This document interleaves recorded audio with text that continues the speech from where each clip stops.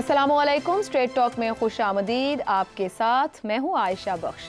ज़राए के मुताबिक मुज़ाकरात के दौरान JUI ने पाकिस्तान तहरीक इंसाफ से पार्लियामेंट से मुस्ताफ़ी होने का मुतालबा किया, जबकि इत्तलात के मुताबिक PTI ने इस ऑप्शन को ताहाल मुस्तरद कर दिया है।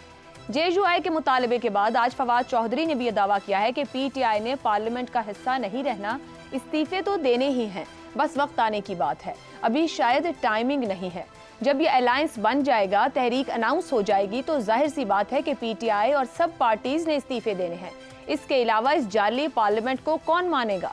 निज़ाम में रहकर निज़ाम के खिलाफ नहीं लड़ सकते। फवाद चौधरी ने इस बयानिए की नफी की कि PTI ने 2022 में पार्लियामेंट से इस्तीफा देकर गलती की। फवाद चौधरी के मुताबिक PTI की इस वक्त जो सियासी ताकत है वो ऐसे फैसलों के ही बाइस है। हमने जब इस्तीफे दिए, निज़ाम से बाहर आए, तो पाकिस्तान की 80% अवाम PTI के पीछे खड़ी हो गई। इमरान खान ही ये बड़े फैसले कर सकते थे। असेंबलियों से इस्तीफे देने को ऐसे लोग गलती कह रहे हैं जो रूटीन की सियासत करना चाहते हैं। इमरान खान रूटीन की सियासत नहीं करना चाहते। फवाद चौधरी की इन बातों को गैर अहम इसलिए करार नहीं दिया जा सकता क्योंकि कई हलकों की तरफ से उन्हें सियासी तौर पर ज़हीन शख्स माना जाता है। बानी PTI भी गुज़श्ता रोज़ वाज़ेह अंदाज से नए इंतखाबात का मुतालबा कर चुके हैं। जाहिर है मौजूदा पार्लियामेंट की मौजूदगी तक नए इंतखाबात मुमकिन नहीं हो सकते। ऐसे में बड़ा सवाल यही जन्म लेता है कि PTI 2014 और 22 के बाद क्या तीसरी मरतबा भी असेंबलियों से इस्तीफे देकर विफाकी सियासी सेटअप से बाहर आ जाएगी? क्या फवाद चौधरी का दावा दुरुस्त है कि PTI को सियासी ताकत इसलिए मिली क्योंकि वो असेंबलियों से बाहर आ गई? 2014 के बाद तो PTI ने अपने इस्तीफे वापस ले लिए, मगर 22 के बाद PTI जिस तरह कौमी असेंबली से बाहर आई, खैबर पख्तूनख्वा और पंजाब में अपनी हुकूमतों को ख़त्म किया गया, ये फैसले ना लिए जाते तो क्या निगरान हुकूमतों के क़याम में PTI का किरदार ना होता? क्या इंतखाबात में इतनी ताख़ीर होती? क्या PTI खुद बानी PTI को इतने ज़्यादा कानूनी चैलेंजेस का सामना होता? अगर इन सवालात के जवाबात ना में हैं तो फिर JUI और फवाद चौधरी क्यों PTI को असेंबलियों से मुस्ताफ़ी होने की बात कर रहे हैं? इसी पर गुफ्तगू करेंगे। पैनल में हमारे साथ हैं अबसार आलम, शहजाद चौधरी, ज़ैगम खान और इफ्तिखार अहमद। प्रोग्राम का सवाल आप सभी के लिए। JUI का मुतालबा, फवाद चौधरी का दावा और बानी PTI की नए इंतखाबात की डिमांड। क्या PTI तीसरी बार भी असेंबलियों से बाहर आने का ऑप्शन इस्तेमाल करेगी या फिर कर सकती है? अबसार साहब क्या कहते हैं आप? ये ऑप्शन दोबारा अवेल करना आपको लगता है कि इसका इम्कान रहेगा PTI के लिए? दोबारा तो नहीं, तीसरी बार अगर करेंगे तो करेंगे। जी जी। और इम्कान तो है, इसमें कोई शक नहीं। लेकिन जो अभी तक पिछले कुछ दिनों तक PTI की जो पॉलिसी थी वो यही थी कि वो इसी सिस्टम में रह के स्ट्रगल करना चाहते हैं, और उसकी 2-3 वजूहत हैं। एक तो ये उन्होंने शुएब शाहीन साहब भी ये कह चुके हैं, जो ट्राइब्यूनल में हमने केसेस किए हुए हैं, हम उनका फ़ैसला देखना चाहते हैं। और जो हालात हैं इस वक्त मुल्क के सियासी और मुआशी दोनों, उसमें किसी भी सियासी जमात का हुकूमत बनाना और उसको चला लेना ये बहुत मुश्किल काम है। और इस भारी पत्थर को सिर्फ मुस्लिम लीग नून और पीपल्स पार्टी ने चूमा है, और वो चूमने के बाद उनका जो हाल है वो आपके सामने है, हमारे भी सामने है। तो PTI कम से कम सियासी तौर पे इतनी नाबालिग अब नहीं रही कि वो इन हालात में हुकूमत लेने की कोशिश करेगी, ये चाहती होगी। दूसरी बात ये है कि एक जो उनके पास प्लेटफॉर्म है, एक उनके पास ज़रिया है अपनी बात को करने का, मनवाने का, वो पार्लियामेंट है। PTI इस वक्त जो पार्लियामेंट में मौजूद है और बहुत मजबूत है, वो पार्लियामेंट में कोई छोटी सी साइडलाइन जमात नहीं है।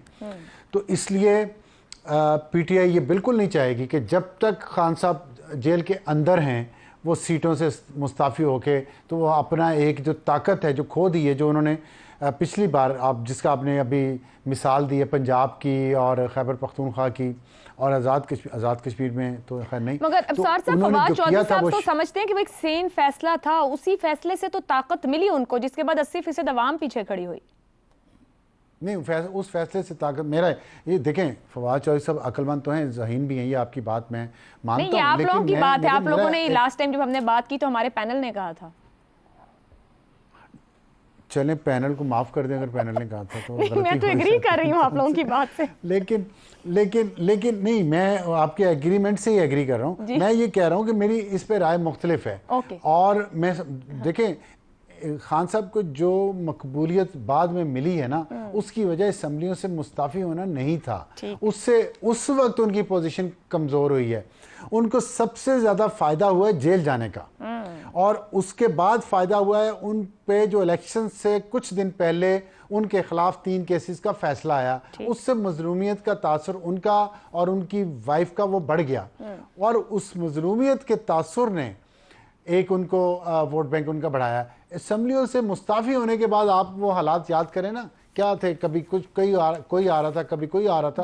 اس وقت بہت کنفیوژن تھی، میں نہیں سمجھتا کہ اس کا بہت زیادہ فائدہ ہوا. اب جو ہے نا، میں ابھی کی بات کروں، دیکھیں وہ تو گزر گیا، تو ابھی وہ اس کارڈ کو جو ان کے ہاتھ میں ہے، جس کے ذریعے دیکھیں جو امریکہ میں قرارداد آئی ہے، اب یورپین یونین میں آنے والی ہے، یا سینٹ میں آئے گی، اس کے پیچھے یہ پارلیمنٹری جو پاور ہے نا پی ٹی آئی کی یا موجودہ، وہ بہت کام کر رہی ہے اور بہت اہم ہے. وہ اس وقت شروع میں اسمبلیوں کے، اور پچھلی دفعہ جب آپ بات کریے نا کہ فواد چودھری نے کہا تھا تب ہم اسمبلیوں سے نکلے تھے تبھی ہمیں فائدہ ہوا تھا، وہ آخری سٹیجز تھی اسمبلیز کی، یہ شروع کی سٹیج ہے. اس میں فوراً باہر نکل کے آ کے شاید وہ سسٹم کو بٹھانے میں کامیاب نہ ہو سکے. لیکن یہ سب کہنے کے بعد اصل جو فیصلے ہونے ہیں نا، وہ کل کے سپریم کورٹ کے سنی اتحاد کونسل کی پٹیشن کے فیصلے کے بعد ہونے ہیں. وہ فیصلہ کس کے حق میں اور کس کے خلاف جاتا ہے، اگلی سیاسی بساط اسی فیصلے پہ بچنی ہے اور اسی پہ ڈیسیجن ہونے ہیں کہ اب کیا کرنا ہے اور یہاں سے کدھر جانا ہے. فرض کریں پی ٹی آئی کو سیٹیں مل جاتی ہیں تو پی ٹی آئی کی اسٹرینتھ تو پارلیمنٹ میں زیادہ ہو جائے گی، تو اس زیادہ پارلیمنٹری اسٹرینتھ کے ساتھ مزید اسٹرینتھ لینے کے بعد وہ کیوں وہاں سے نکلنا چاہیں گے؟ وہ کیوں نہیں چاہیں گے کہ ہم اس حکومت کو گرا کے حکومت میں آئیں اور قانون سازی کریں اور ہم خان کو جیل سے نکلوا لیں؟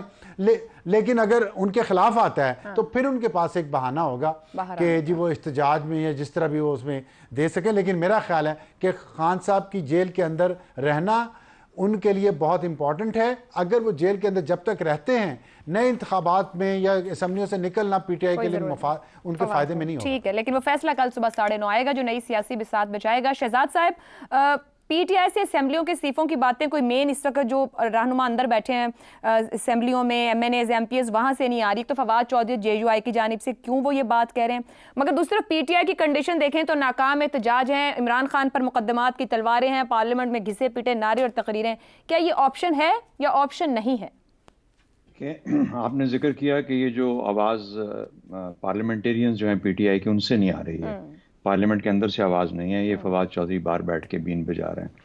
تو کہنے کا مطلب ہے کہ یہ اگر پی ٹی آئی والے پارلیمنٹیرین پارلیمنٹ میں نہ ہوتے تو جیلوں میں ہوتے. تو ان کی تو عقل سمجھ آتی ہے کہ شکر ہے کہ ہم ایم این اے بنے ہیں، ہمیں کوئی تھوڑی بہت پروٹیکشن ملی ہے اور وہ جیلوں میں نہیں ہے، ورنہ یہ سب کے سب جیلوں میں سڑ رہے ہوتے اس وقت.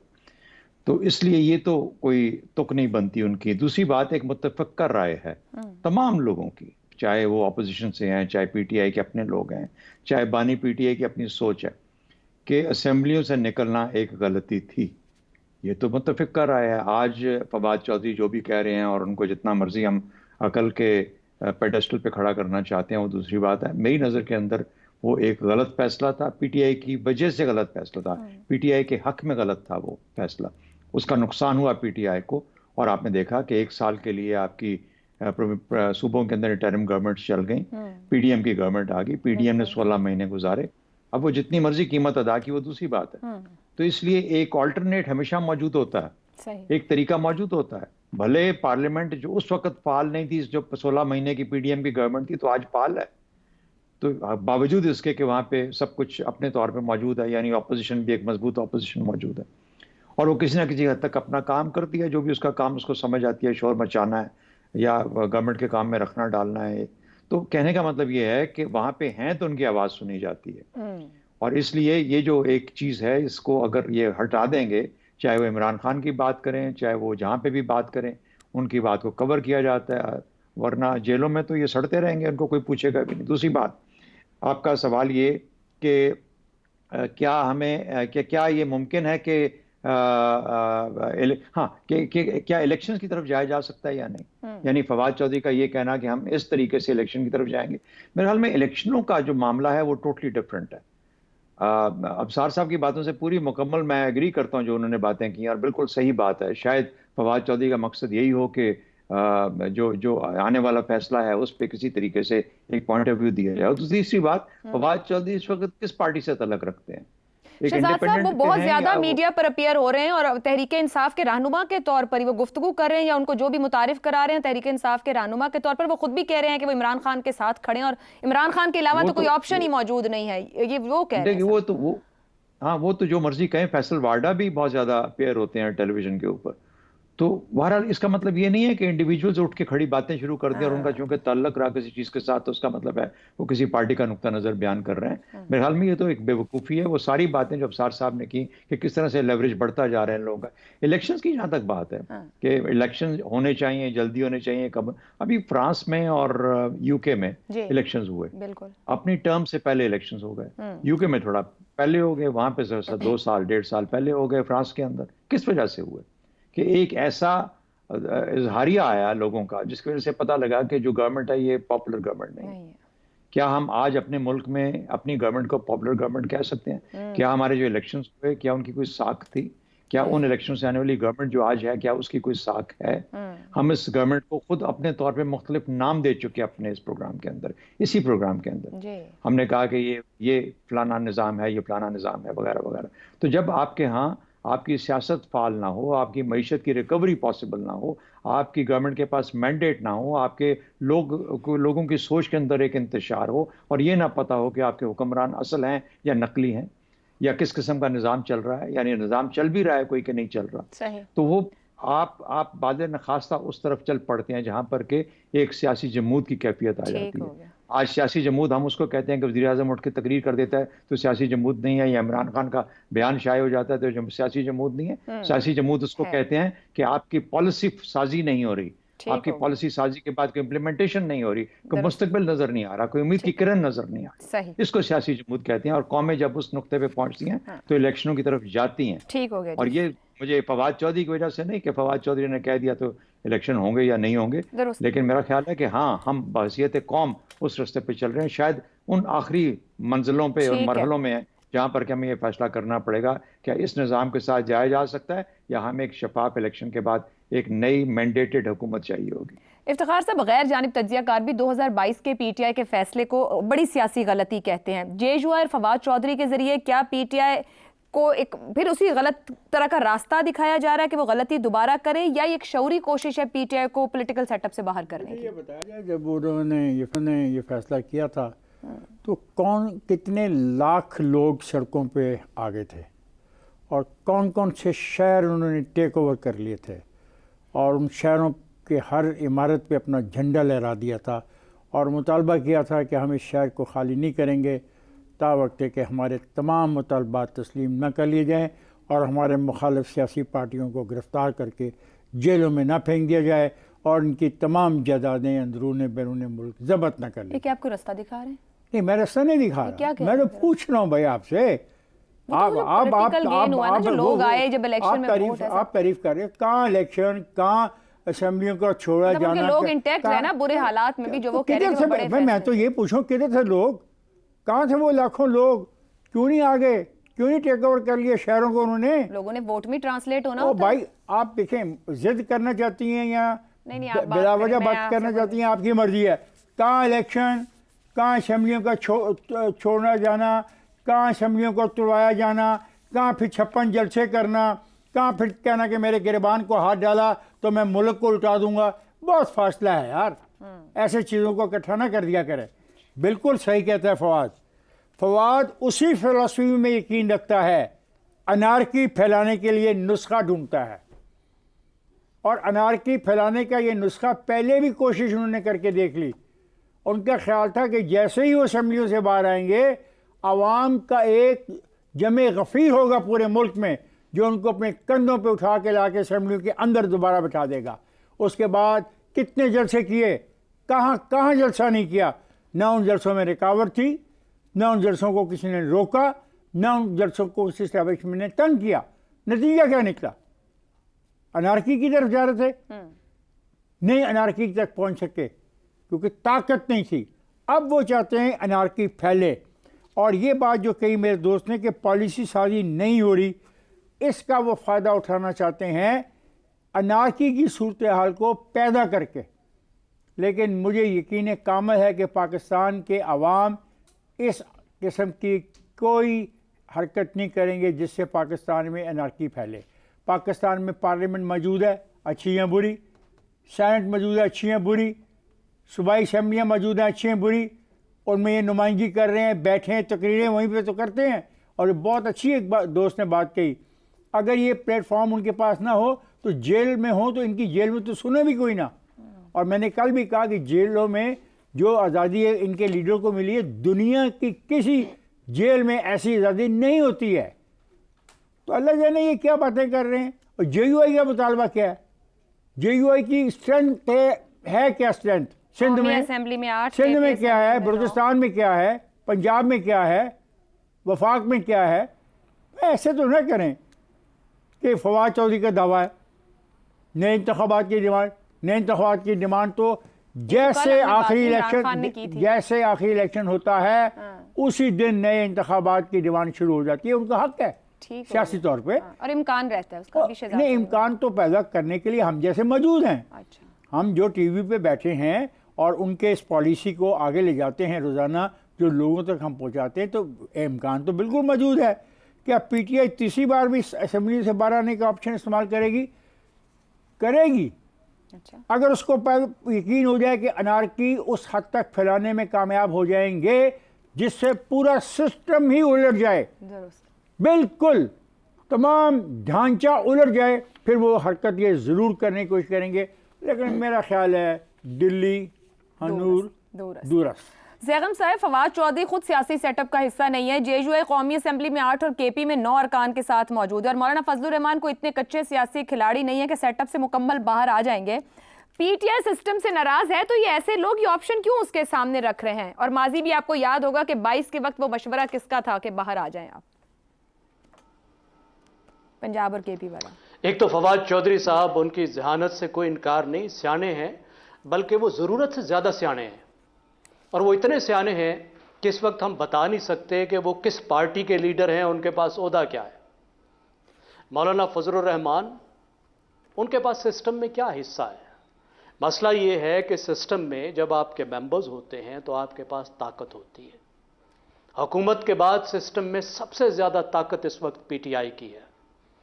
वो पाकिस्तान की लार्जेस्ट पार्टी, ये नहीं कि वो अपोजिशन की लार्जेस्ट पार्टी है, वो कौमी असम्बली की लार्जेस्ट पार्टी के तौर पर कौमी असम्बली में बैठी है। इतनी बड़ी ताकत है सिस्टम की। KP जैसा सूबा जो है उसमें 2/3 के साथ वो हुकूमत में है। इसको छोड़कर वो क्या करना चाहेगी? क्योंकि मसला ये है कि जो इंतखाबात हैं वो मांगने से तो नहीं मिलते। वो जो शाह हुसैन ने कहा था ना, तख्त न मिलदे मंगे, तो इलेक्शन भी मांगने से तो नहीं मिलते। उसके लिए तो फिर हुकूमत गिरानी पड़ती है। सिर्फ बाहर आने से तो काम नहीं चलेगा। और ज़हन में रखें, ज़रूरी नहीं कि हुकूमत गिरा कर भी इलेक्शन मिल जाए। 1977 याद है आपको, PNA ने तहरीक चलाई, हुकूमत भी गिरा दी, 10 साल तक इलेक्शन नहीं मिले। फिर 2013 से, अभी की अगर हम बात करें, 2013 से 2018 तक इमरान खान सड़कों पर रहे ना, धरने देते रहे, इलेक्शन मांगते रहे। इलेक्शन तो नहीं मिले, शोर मचाने से, तहरीकों से, धरनों से। 2018 के बाद फिर PDM तहरीक चलाती रही, मौलाना ने धरना दिया इलेक्शन के लिए, लेकिन इलेक्शन नहीं मिले। उसका मौका उस वक्त मिला जब वोट ऑफ नो कॉन्फिडेंस के जरिए से हुकूमत गिरा दी उन्होंने। इलेक्शन का मौका था, इलेक्शन नहीं करवाया PDM ने, क्यों करवाते? लेकिन जरा तसव्वुर कीजिए, मौलाना 2018 से इमरान खान के हुकूमत में आते ही ये कह रहे थे कि असेंबलियों से बाहर निकलो, इनको मुस्तरद करो। जरा तसव्वुर करें कि PDM 2018 में इमरान खान के आने के बाद असेंबलियों से बाहर निकल जाती। यकीन कीजिए, म्यानी साहब के कब्रिस्तान में उन सब की सियासी कब्रें बनी होती। इमरान खान ने इनका नामो निशान मिटा देना था, इनका हशर करके रख देना था। जो उनका तर्ज सियासत था, जैसी सियासत कर रहे थे जो वो अपोजिशन के साथ कर रहे थे। मौलाना की बात नहीं मानी तो सरवाइव किया, मौलाना की बात नहीं मानी तो एक मौका निकला। इतनी बड़ी पार्टी बैठी है, उसको हाथ नहीं लगाया जा सकता। आप देखिए फर्क क्या है। 9 मई से 8 फरवरी तक जो हालात थे पीटीआई के, वो 8 फरवरी के बाद क्यों मुख्तलिफ हुए? जो ठुकाई उनकी 9 मई से 8 फरवरी तक होती रही, वो 8 फरवरी के बाद होना क्यों बंद हो गई? इसलिए कि वो सिस्टम का हिस्सा बन गए। छुपे हुए थे लीडर ऑफ अपोजिशन उस वक्त, कौमी असम्बली के लीडर ऑफ अपोजिशन जो है उमर अयूब, उनका आता पता ही नहीं था। आज उनको कोई हाथ नहीं लगा सकता जी। पूरी दुनिया में हेडलाइंस बनेंगी कि पाकिस्तान की कौमी असम्बली के लीडर ऑफ अपोजिशन को गिरफ्तार किया गया। मुस्लिम लीग नवाज का जो कौमी असम्बली का स्पीकर है, वो कहता है कि मुझसे पूछे बगैर तुम किसी एमएनए को गिरफ्तार नहीं करोगे। पीटीआई के एमएनए गिरफ्तार नहीं हो सकता क्योंकि एमएनए है, वो लेजिस्लेटर है। इतनी बड़ी ताकत है, वो छोड़कर क्यों जाएंगे, कैसे जाएंगे? मैं नहीं समझ सकता कि इतनी बड़ी बेवकूफी जो एक वक्त कर चुके हैं, और उस वक्त एक कैलकुलेशन 2 बार कर उस वक्त देखिए सूबाई हुकूमतें उन्होंने छोड़ी, तीसरी बार नहीं जी 2 बार कर चुके हैं। पहली दफा तो देखिए आप पहली बार भी नून लीग के स्पीकर की बात कहें कि उन्होंने इस्तीफे कबूल नहीं किए, अब भी वही फैसिलिटेट करें, कोई इन्हें हाथ ना लगाए, चाहे अपने वक्त में हमें हाथ लगाते रहे। देखिए पहली बार उन्हें इस्तीफा देते ही अंदाजा हो गया था कि काम खराब हो गया है। वो खुद पिछले दरवाजे पर नॉक कर रहे थे। मुस्लिम लीग का जो स्पीकर था उसने फेस सेविंग दी थी और अच्छा किया था, मुस्लिम लीग के लिए बेहतर था क्योंकि सिस्टम में निस्बतन ठहरा हुआ है। तो उस वक्त तो ये खुद ही वापस आ गए थे, जल्दी एहसास हो गया था। दूसरी बार गलती की, मेरा ख्याल है बिल्कुल एहसास होगा। सिस्टम के अंदर की ताकत भी इस्तेमाल करनी चाहिए, बाहर की ताकत भी इस्तेमाल करनी चाहिए। आपकी जो सियासी कुव्वत है उसको पूरे तौर पे इस्तेमाल, हाँ अगर जेल तोड़ सकते हैं, अगर इनकलाब बर्पा कर सकते हैं तो कर लें। मुझे तो नहीं लगता कि इस वक्त इनकलाब तो नहीं ला सकते, मगर सिस्टम में रहकर और उसका हिस्सा बनकर ही तब्दीली ला सकते हैं। और ब्रेक के बाद बात करेंगे खैबर पख्तूनख्वा में दहशतगर्दी और सियासी बयानियां आमने सामने, सीएम केपी के हैं कहां, पेशावर से ज्यादा इस्लामाबाद में, इस ब्रेक के बाद। प्रोग्राम में एक बार फिर खुश आमदीद। ISPR के मुताबिक पेशावर के इलाके हसन खेल में इंटेलिजेंस ऑपरेशन किया गया जिसमें 3 दहशतगर्द हलाक और 4 जवान शहीद हुए। खैबर पख्तूनख्वा में दहशतगर्दी का मसला आए रोज संगीन होता जा रहा है। रवां साल अब तक 55 दहशतगर्द हमलों को नाकाम बनाया गया है, 322 दहशतगर्दों को गिरफ्तार किया गया और 124 को हलाक किया गया। महकमा इंसदादे दहशतगर्दी का बताना है कि इस साल दहशतगर्दों के खिलाफ 1433 इंटेलिजेंस बेस्ड ऑपरेशन हुए हैं। रवां साल 273 दहशतगर्द हमले हुए जबकि हमलों में 118 पुलिस एहलकारों और ऑफिसर्स को टारगेट किया गया है। खैबर पख्तूनख्वा में दहशतगर्दी के बहुत से अवामिल हैं। अफगानिस्तान से दहशतगर्दों की मुआवनत, सरहदी सूबा साबका फाटा के मसाइल, मखसूस नजरियात की तरवीज, इंतहा पसंद सोच का फरोग, मगर इन सब अवामिल के साथ सियासी बयानिए ने भी दहशतगर्दी को फरोग देने में अहम किरदार अदा किया। बानी PTI ने दहशतगर्दों के खिलाफ जंग को अमरीकी जंग करार दिया, दहशतगर्दों से बातचीत करने और उन्हें दफातर तक बनवा कर देने की हिमायत की। 2014 में APS हमले के बाद PTI ने दहशतगर्दों के खिलाफ ऑपरेशन की हिमायत तो की, मगर अगस्त 2021 में अफगानिस्तान से अमरीकी अफवाज के इनखला के बाद दहशतगर्दों को फिर से अफगानिस्तान में बसाने की पॉलिसी इख्तियार की गई। PTI की गुड तालिबान और बैड तालिबान पर मबनी इंतहाई नाक़िस और कम फहमी पर मबनी पॉलिसी की कीमत अब खैबर पख्तूनख्वा के अवाम को दहशतगर्दी की सूरत में अदा करना पड़ रही है। किसी भी मसले पर सोच का अलग होना एक मुस्बत रवैया हो सकता है, मगर खैबर पख्तूनख्वा में दहशतगर्दी के मसले को लेकर पाकिस्तान तहरीक इंसाफ की सूबाई हुकूमत का रवैया कन्फ्यूजन का शिकार है। वज़ीर आला KP अली अमीन गंडापुर बानी PTI से अपनी वफादारी साबित करने के लिए आए रोज इस्लामाबाद को धमकियामेज बयानात देते रहते हैं। वफाकी हुकूमत की सियासी मुखालिफत करना, बिजली के मसले या सूबे के हुकूक की बात करना समझ में आता है, मगर दहशत गर्दी जैसे मसले पर अपने सियासी बयानिए का तहफ़्फ़ुज़ करके कि अली अमीन गंडापुर की हुकूमत बराहे रास्त कौमी सलामती को चैलेंज तो नहीं कर रही, कि अली अमीन गंडापुर बानी PTI के सियासी बयानिए को तहफ़्फ़ुज़ देने के लिए अपने सूबे के अवाम की सलामती पर भी समझौता तो नहीं कर रहे। इसी पर गुफ्तगू करेंगे। पैनल के सामने सवाल है, क्या PTI का सियासी बयानिया खैबर पख्तूनख्वा में दहशत गर्दी कंट्रोल करने में बड़ी रुकावट है?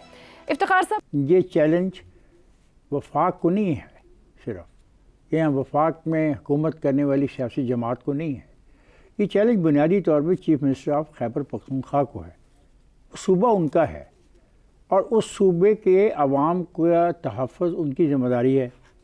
और अगर ये बात हकीकत पर मबनी है कि ऐसा शहरों में हो रहा है तो उनको मुकाबला करना चाहिए उनका।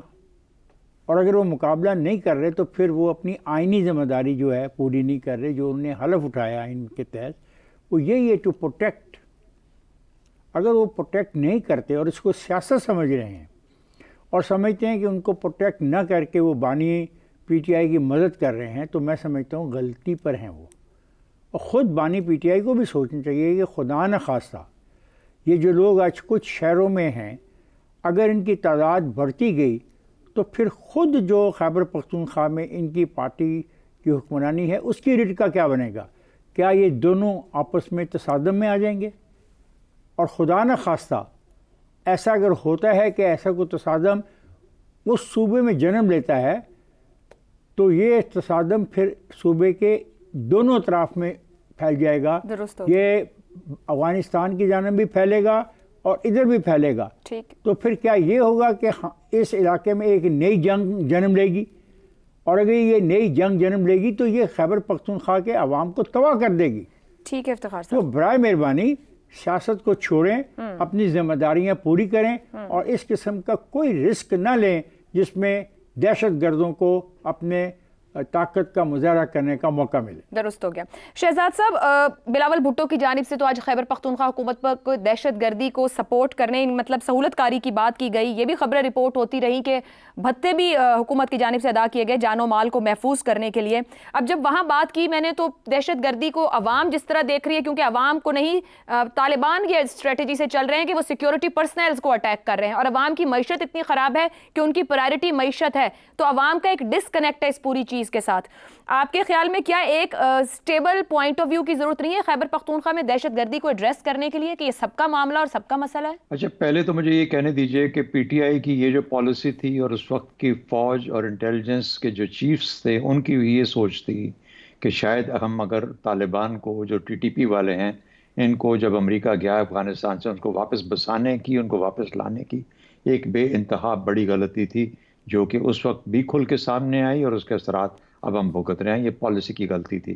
اگر پالیسی کی کنفیوژن تھی تو پھر کہیں نہ کہیں پہ ان لوگوں کو جو کہ اس سے سارا سال جنگ کر رہے تھے، انٹروین کر کے اس پالیسی کو صحیح کرنے کی ضرورت تھی، جو اس وقت نہیں ہوا، بلکہ اس کے اندر یہ بہ گئے اور ان کے ساتھ مل کے انہوں نے مکمل فتح کا اعلان کر کے ایک عجیب قسم کا ماحول بنا دیا، جو کہ ہم سب کے سامنے تھا، اور اس کے اثرات آج پورا پاکستان بھگت رہا ہے۔ دوسری بات، اس طرح کی جنگیں جو ہیں، جو کہ یہ دہشت گردی خلاف جنگ ہوتی ہے، یہ سوائے ایک مکمل طور پر ایک قومی سوچ کے ساتھ لڑی جائے، یا صوبائی کے ایک کسی صوبے کے اندر ایک مکمل صوبے کے انتظام کے نیچے لڑی جائے، اس کے بغیر اس جنگ کو جیتنا ناممکن ہوتا ہے۔ یہ میں نہیں کہہ رہا، یہ اصول ہے جو کہ پچھلی بے شمار تاریخی طور پر جو لڑی گئی اس طرح کی جنگیں اس کے اندر سامنے آتا ہے۔ یعنی ان کا جو یہ سویلین کنٹرول ہوتا ہے، جو اس میں انگیجمنٹ ہوتی ہے، انوالومنٹ ہوتی ہے، اس کا بہت بڑا رول ہوتا ہے، جو کہ ظاہر ہے کہ ہمارے ہاں جب شروع میں کچھ ہوئی، جب یہ ایپیکس کمیٹیز بنی،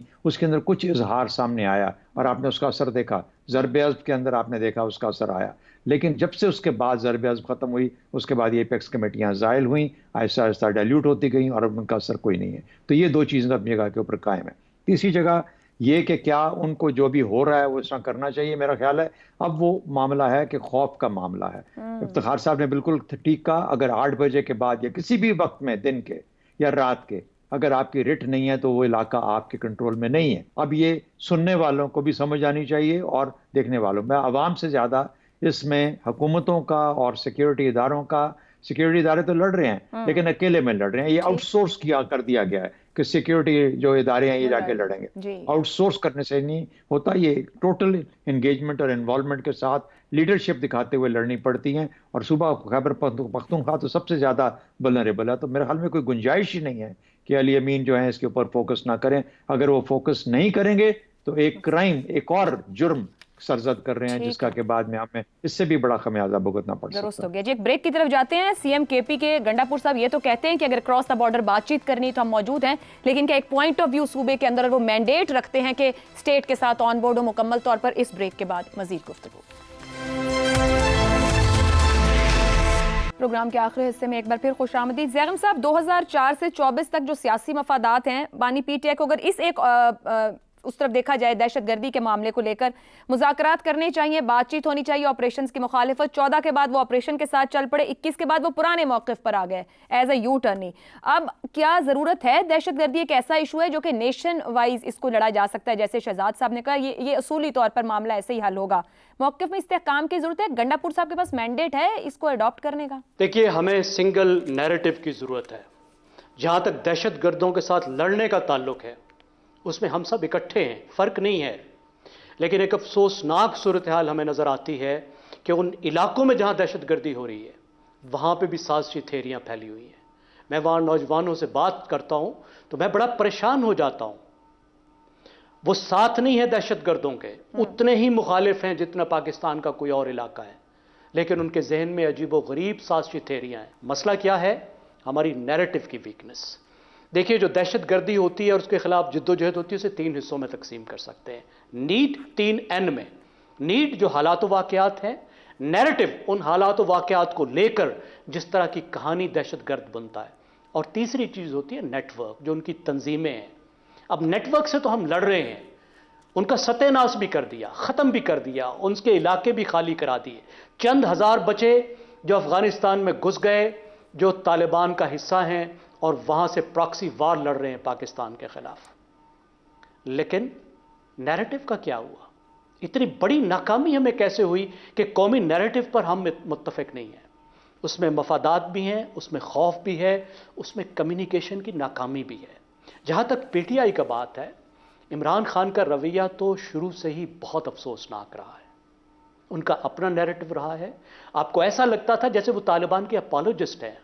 آپ کو یاد ہوگا ان کو طالبان خان کا نام دیا جاتا تھا, اور وہ کہتے تھے, اور اس وقت ان کی بات میں بڑا وزن لگتا تھا, کہ یہ لوگ اس لیے لڑ رہے ہیں, پاکستانی طالبان بھی اور افغان بھی, کیونکہ امریکہ موجود ہے افغانستان میں. مگر صاحب, کیا وہی اپالوجسٹ رویہ آج کے پی حکومت کا نہیں ہے؟ اسی وجہ سے نقصان ہے کہ نیریٹو نہیں بن سکا, اسی وجہ سے نقصان ہے کہ وفاق اور صوبہ دو الگ الگ ملک دکھائی دیتے ہیں. میں وہی عرض کر رہا ہوں کہ اب یہ بتائیں, اب تو امریکہ نہیں ہے, اب تو ڈرون نہیں ہے, اب کیا مسئلہ ہے؟ علی امین کہہ رہے ہیں ہم افغانستان سے بات کرتے ہیں. آپ جائیں, بات کریں, کس نے روکا ہے؟ ہمارا تو افغانستان سے صرف ایک مسئلہ ہے کہ پاکستان پر حملہ کرنے والے دہشت گردوں کو بندوقیں نہیں دو, نائٹ ویژن ڈیوائسز نہیں دو. ٹھیک ہو گیا. اب سر صاحب, کے پی کے عوام کئی سال سے دہشت گردی کا سامنا کر رہے ہیں. اب صوبائی حکومت پی ٹی آئی کی مستقل تیسری بار نظر آ رہی ہے, بھرپور مینڈیٹ کے ساتھ آئے ہیں, تو اپنے عوام کا بھلا سوچنے کو تیار کیوں نہیں ہے؟ آپ نے کہا 2021 تک تو خان صاحب ساتھ دیتے رہے اسٹیبلشمنٹ کا, اور آپریشنز کا بھی سپورٹ کرتے رہے, پھر یو ٹرن لے لی. یو ٹرن نہیں لے لیا. اسٹیبلشمنٹ کی ہر صحیح غلط بات کو خان صاحب سپورٹ کریں گے اگر اسٹیبلشمنٹ ان کو سپورٹ کرے گی, ان کی ہر صحیح غلط بات کو سپورٹ کرے گی. آپ پوری تاریخ اٹھا کے دیکھ لیں, پوری تاریخ اٹھا کے دیکھ لیں. کاروبار کرتے ہیں خان صاحب اسٹیبلشمنٹ کے ساتھ, کوئی اصولی موقف پہ حمایت یا مخالفت نہیں کرتے. اور میں ٹائم آپ کے پاس کم ہے, ورنہ آپ کو میں بتا دیتا کہ جب ڈرونز کے خلاف بھی وہ مظاہرے کر رہے تھے تو اس وقت ہماری ریاستی پالیسی کیا تھی ڈرونز پہ؟ عوام میں اور دروازوں کے پیچھے. تو کس کی سپورٹ کر رہے تھے وہ اس وقت؟ طاقتوروں کی, اسٹیبلشمنٹ کی. ابھی یو ٹرن انہوں نے اس لیے لیا کہ اسٹیبلشمنٹ نے ان کے بارے میں یو ٹرن لے لیا. یہ اصل مسئلہ, یہ خان صاحب کی حکومت ہے, یہ خان صاحب کی پالیسی ہے کہ خالی چھوڑ دیا ہے کہ جائیں آپ لوگ جانے اور آپ بھگتیں, میں تو آپ کو پولیٹیکلی ہم تو سپورٹ نہیں کر رہے. اس کے باوجود کر سکتے ہیں, اپنی ذمہ داری سمجھ سکتے ہیں, یا وہ مینڈیٹ نہیں رکھتے؟ کہاں فیل ہوئی ہے ہماری ریاست اور ہمارے ریاست کے جو ادارے ہیں. دوسری بات یہ ہے کہ یہ جو آپ نے کہا کہ مینڈیٹ ان کے پاس ہے, مینڈیٹ کے ساتھ سپورٹ کرنا چاہیے, لیکن ریاست کو اور سب کو بیٹھ کے ایک بار یہ بھی طے کر لینا چاہیے کہ ہم نے جانا کیا ہے. ایک دن آپ آ جاتے ہیں کہ کابل فتح کر لیا, ہم نے بڑی خوشی ہے, دوسرے دن ہمارے وزراء بھی اس پہ ٹویٹس کر رہے ہوتے ہیں کہ جی اللہ کی مدد آ گئی تھی, اب آگے ہم کہتے ہیں ہم ان کے اوپر حملے کریں گے. تو یہ ایک طرف چلیں. ہر سال, ہر 2 سال بعد پالیسی بدل لینے سے عوام کنفیوز ہے, اور استحکام کے ساتھ پالیسی چلانے سے ہی نتائج مل سکتے ہیں. آج کے پروگرام اجازت دیجیے, اللہ حافظ.